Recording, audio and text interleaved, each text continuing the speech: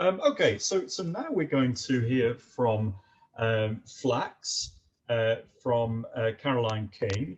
Stay tuned. Afterwards, we'll be talking to Antoinette Fawcett of the Norman Nicholson Society. First, Flax. So, Caroline, if you'd like to introduce yourself. Hello. Thank you, Phil. As you said, my name is Caroline King, and as a member of the group, I'm very pleased to be introducing Flax. Just a little bit about us. 25 years ago, in 1996, a group of creative embroiderers based in the Furness area formed Trident Stitchers. You will see some of the original artists' work here this evening. In more recent years, we reflected on a name change to be more inclusive and representative of a wider variety of techniques and skills. We chose the name Flax after lengthy discussions, which I recall probably involved a lot of tea, cake and chocolate. The name reflects the textile base from which most of us began. Flax has been grown in Cumbria since at least the Bronze Age, and it's grown for its long fibres found in the stalk of the plant, which could be woven into cloth. This is the raw material for linen production. Archaeological remains have also been found that show that flax has been used in paper making, not as far as I'm aware in the Duddon Valley, these archaeological finds, but I thought it was very apt to include this as we now have a creative writer in our group. So just a little bit on how we came to be involved in the exhibition, Still Glides the Stream. As a group, Flax had been working on a project and looking for a venue for our mixed media work based on the Duddon Valley. This was informed by our shared interests in the history and landscape, and of course the strong visual image of the River Duddon flowing from source to sea. Our developing project and a search for a venue coincided with the Wordsworth Trust's plans to celebrate the 200th anniversary of the Duddon Sonnets. We were delighted to be included in the celebration. As the ideas developed through discussion, we decided that each member of Flax would work on a section of the river between 2 points, which would be interpreted in their own personal style and their own chosen medium, and with the sonnets in mind. These sections form part of the exhibition. We decided also to create individual pockets in which each sonnet could be placed, and then the design of the pocket illustrating the artist's own emotional response to that particular sonnet. Individual pieces of work have also been contributed by each artist, inspired by their involvement in the exhibition. So now I would like to introduce each member of Flax through their work and contribution to the exhibition. So I'm relying on Jeff here to go to the next slide, please, and to introduce Barbara Wright. The caption to this slide is Loki, Spirit of Place, the River Duddon. On this first image, you can see the River Duddon in its deep chasm where sunbeams play. This image is taken from a video which can be seen at the exhibition and is so well worth watching, and which Barbara describes as a very satisfying collaboration between David Lucas, a musician, audio engineer, and friend of long standing living in Taranaki, New Zealand, and myself. I think we need to say good morning to Dave at this point. The whole project was highly experimental for both of us, especially as geographically we are oceans apart. Having visited the Duddon Valley in 2015, David had seen the possibility of presenting Barbara's artwork, and for this exhibition now as an opportunity to create a musical interactive soundscape. Barbara says, we share similar responses to remote wild places, hence Loki, or Spirit of Place in the title. Special places with challenging terrain, unpredictable weather, and moreover, a rich, invisible weave of stories, poems, memories, beliefs, and histories found in folklore. All these things can be found in Wordsworth's Duddon Sonnets.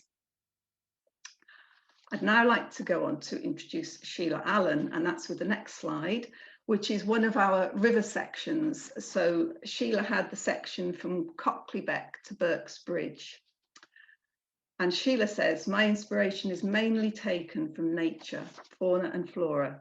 I enjoy both hand and machine embroidery using many kinds of fabric, including felt.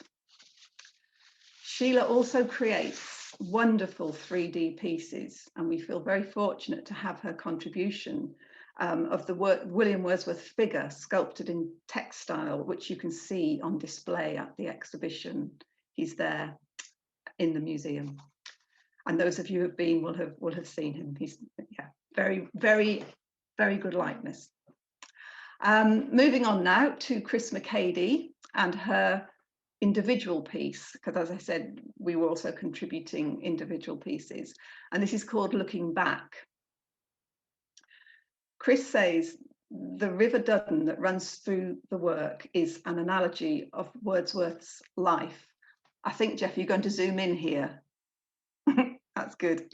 Wordsworth is shown in the foreground, that's what we're going to, as a human figure in outline, part of nature, standing among trees and vegetation. He is looking back up the river, as if looking back through his life. The distant background is pale and misty, far back in his memory. The foreground is more heavily stitched and darker in tone. Natural elements of the Duddon landscape are depicted. These are all part of Wordsworth's life and memory. The vignettes that hang from tree branches depict important stages of his life, from his childhood to his older age. And you will see quotes from the final Duddon sonnet stitched in places throughout the piece. Thank you. So now we move to the next slide, introducing Stephanie Conway. And again, it's an individual piece, and this is entitled Montage of Sonnets.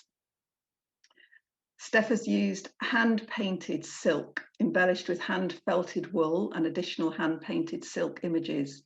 It forms a freestanding cylinder, which can also be hung. The background forms a setting for a section of the River Duddon. Hand-felted wool pebbles, real pebbles, rocks, twigs and foliage are secured to the silk background. Once an image of a flowing river had formed, sonnets were selected. Hand-felted wool and hand-painted silk pieces were made to reflect the chosen sonnets. In addition, printed quotes of the selected sonnets were added. So thank you. And moving on. And this is me. Next one is me. And it's the river from High Wallerbarrow to Hall Bridge. And I began this piece, and I can remember I was sat with Barbara talking about how I was going to begin with this piece. And I had this large hand-painted piece of material, and the rest just flowed as I thought of the history of the place, flax making, place names, and Wordsworth's observations of the trees found in the valley and throughout Lakeland.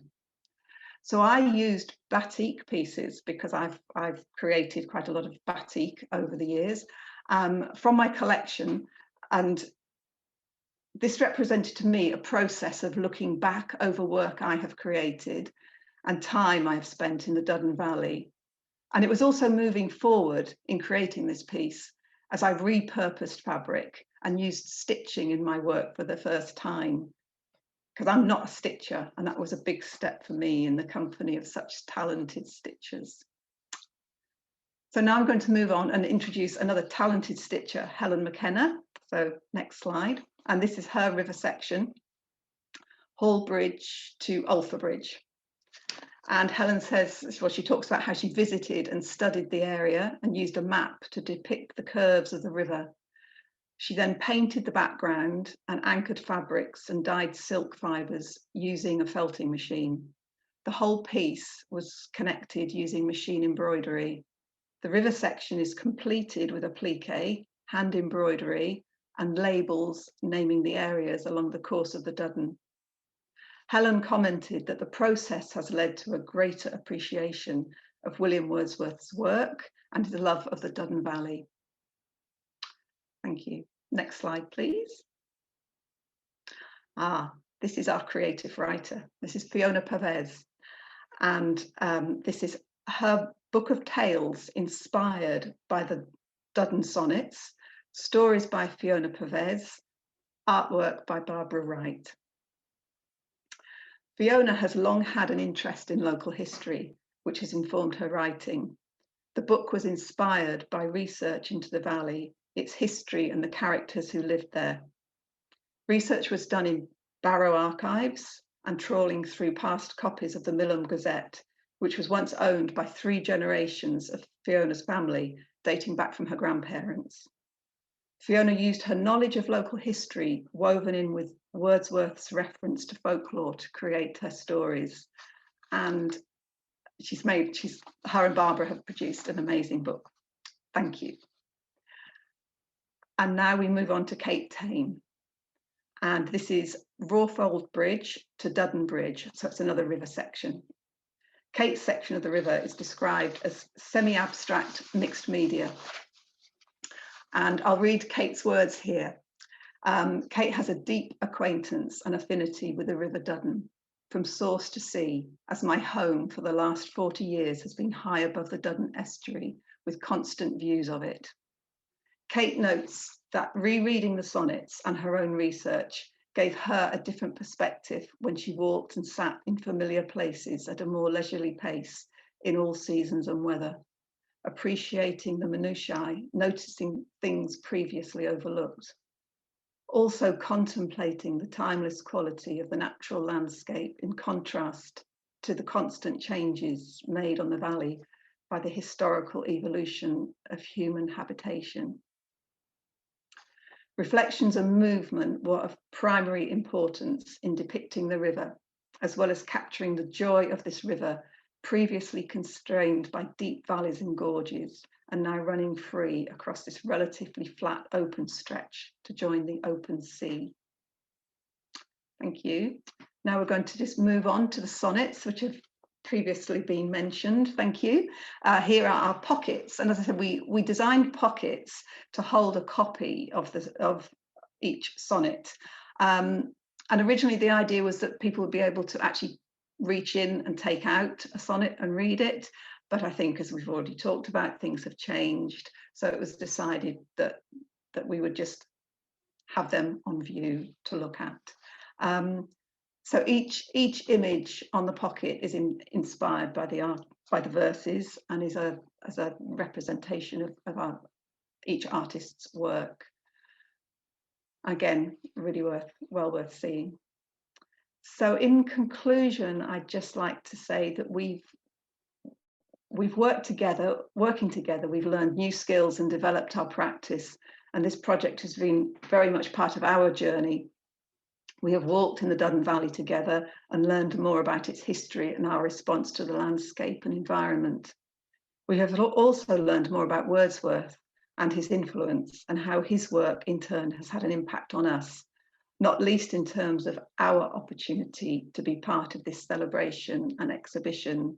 So I'd like to say thank you, Wordsworth and the Wordsworth Trust. Thank you.